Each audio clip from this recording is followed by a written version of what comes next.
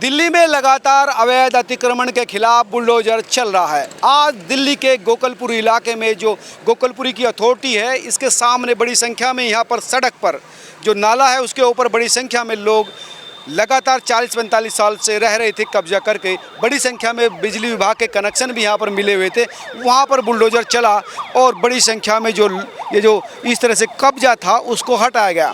अब आप आइए मैं दिखाता हूं कि किस तरह से यहाँ पर कब्जा हटाया गया, किस तरह से लगभग यहाँ तक कब्जा था, यानी आधे से ज़्यादा की जो सड़क थी उस पर कब्जा किया हुआ था, उसको हटाया गया। नाला क्योंकि गंदगी नाले में से होकर जाती है, लेकिन जब बरसात आती है तो नाला चौप हो जाता है, बंद हो जाता है, जिसकी वजह से पानी फिर सड़कों पर बहता है, कॉलोनियों के अंदर चला जाता है।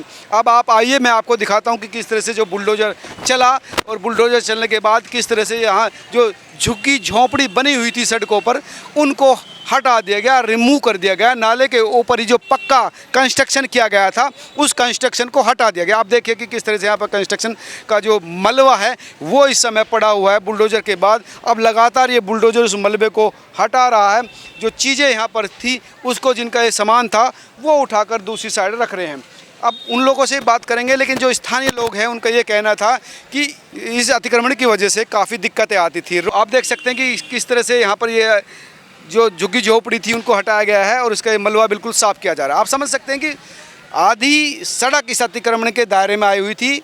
उधर नाला जो आप देखेंगे अथॉरिटी की जो दीवार थी वहाँ से लेकर मिडिल तक का जो एरिया था उसको साफ़ किया गया है।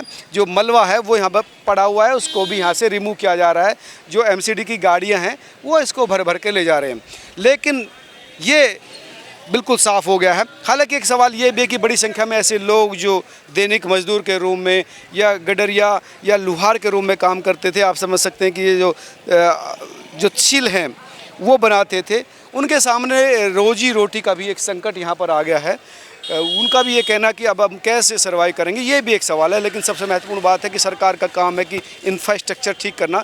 बरसात के समय पानी की जो दिक्कत आती है चाप होने की वजह से आती है, इसलिए जो बरसात से पहले सफाई अभियान चलाया जा रहा है उसका ये एक अहम हिस्सा ये था कि इस तरह की जो सफाई अभियान चला गया डीडीए की तरफ से, एमसीडी की तरफ से। जो एमसीडी की गाड़ी है वो यहाँ देख सकते हैं कि वो जो मलबा है उसको निकल के ले जा रहा है। ये वो लोग हैं जो यहाँ पर रहते थे और अब उनका सामान सड़क पर है और आप देख सकते हैं कि बड़ी संख्या में ऐसी फैमिली है। कितने लोग थे यहाँ पर जो रहते थे? 40-45 परिवार था। फिर 5 बजे सुबह अंधेरे तोड़फोड़ कर ये भी पता नहीं लगा कि क्या हुआ क्या नहीं।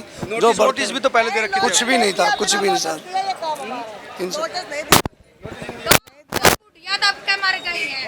दो बुढ़िया हॉस्पिटल में पड़ी है। दब के तो कोई नहीं मरा यार, ऐसा बोलो ना जो सही हो यार।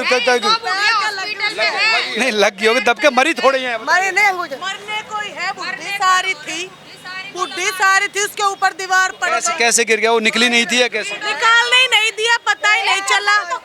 ताकि सड़क पे भी तो रहना कोई वो रास्ता नहीं है। ऐसे बोलते कि अपने फट्टे वट्टे हटा लो, अपना साइड में कर लो, ऐसा भी तो करना था कि नहीं? उन्होंने एक ही बारी में बुलडोजर लगा दिया। उनको ऐसे बोलना था कि अपना पीछे पीछे कर लो। वो तो कह रहे कि नहीं हमने पहले बता भी रखा था, नोटिस भी दे रखा था और इनकी वजह से नाले जाम हो रहे थे। नाले तो साफ करते थे हर महीने, हम मना नहीं करते थे। ये हम उसके पास भी गए थे, वो नहीं है रेखा गुप्ता, उनके पास हम गए, उन्होंने बोला कि आज इनकी तोड़फोड़ नहीं होगी। फिर हम वहाँ से आने लग गए तो फिर एकदम हमारी तोड़फोड़ हो गई। रेखा गुप्ता जो सीएम है उनसे मुलाकात हुई थी आपकी? बात हुई थी? हाँ, सीएम कब? आज 5 बजे, आज सुबह 5 बजे।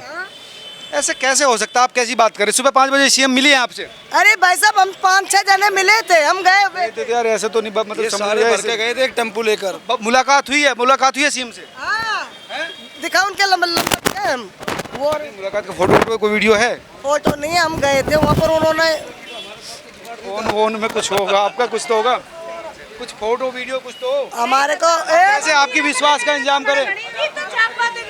अरे बाबूजी हमारे को मिली थी वो, उन्होंने यही कहा था कि आज है ना, आज इनकी रुकावट कर दो, आज इनको बोल दो कि तोड़फोड़ मत करो ना।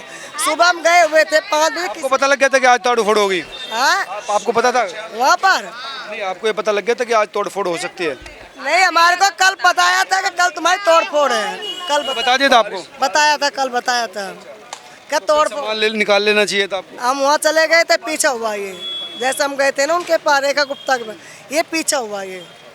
अब कैसे करेंगे आप लोग? मेरी बात सुनो, ऐसा करो, गरीब अरे राम रे, हमें गरीब आदमी, आप हमारे को कहीं बिठा दोगे हम वहीं बैठ जाएंगे। ऐसा रोड के ऊपर अच्छे नहीं लगेंगे, बहन बेटी हमारे सबके पास है, ना ही तो पेशाब करने की जगह, ना ही नहाने धोने की जगह है।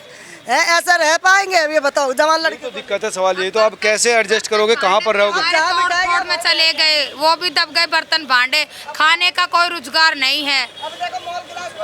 प्लास्टिक के मोल गिलास मंगा के वो भी पानी पिया। ये दिक्कत तो आ गई ना कि आप कहाँ रहेंगे, कैसे एडजस्ट करोगे? हाँ, यही तो कह रहे, कहाँ रहेंगे हम, ये बताओ। हमारे पास बर्तन भांडा ना, राशन वासन ना, कैसे करेंगे बताओ, गरीब आदमी है। अब संख्या में 40-45। कब से आप लोग रह रहे थे यहाँ पर? 40 साल से। कहाँ के रहने वाले हैं? राजस्थान के रहने वाले हम यहीं रहते हैं। कई पीढ़ी गुजर गई हम राजस्थानी चित्तौड़गढ़ के हैं, हम राणा प्रताप सिंह की कौम के हम। दिल्ली की पैदाशी है हमारी तो। पैदाशी हमारे दादा लाई रीत पहले से ये। तो आप देख सकते हैं कि किस तरह से बुलडोजर के जरिए जो मलबा है वो ट्रकों में डाला जा रहा है ताकि यहाँ से बिल्कुल साफ कर दिया जाए। मतलब ये मलबा बिल्कुल साफ कर दिया जाएगा यहाँ से। दोनों तरफ से जो बुलडोजर है वो ट्रकों को भर रहा है, साफ कर रहा है। कुछ जो बच्चे हैं, ये लोग हैं जिनका घर यहाँ पर था, या फिर कूड़ा चुनने वाले लोग हैं, इसमें से जो प्लास्टिक है, लोहा है, वो सामान निकाल भी रहे हैं। लेकिन इनका ये सवाल है जो यहाँ लगातार 40-45 सालों से रह रहे थे कि ठीक है आप सड़क साफ करवा रहे हैं, अवैध कब्जा हमारा था, लेकिन दिक्कत ये है कि हम अब रहेंगे कहाँ पर? रहने का संकट एक हमारे सामने पैदा हो गया है, उसको कैसे किया जाएगा?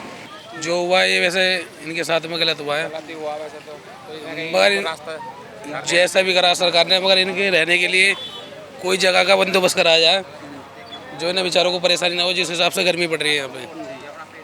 बस यही कहना चाहते हैं हम। तो हमने तमाम लोगों से बात करी जो यहाँ से गुजरने वाले थे और जो यहाँ पर रहते थे। जो यहाँ पर रहते थे उनका ये कहना था कि हमारे सामने बड़ा संकट आ गया, अब कहाँ रहे, सरकार हमें बताए। वहीं जो यहाँ से गुजरने वाले लोग थे या आजू बाजू के लोग थे, उनका कहना था कि इनकी वजह से बड़ी दिक्कत आती थी। अब ये ठीक हुआ कि सड़क बड़ी हो गई, पानी का संकट कम हो सकता है। आप तमाम लोग क्या सोचते हैं, ज़रूर बताएं। नमस्कार।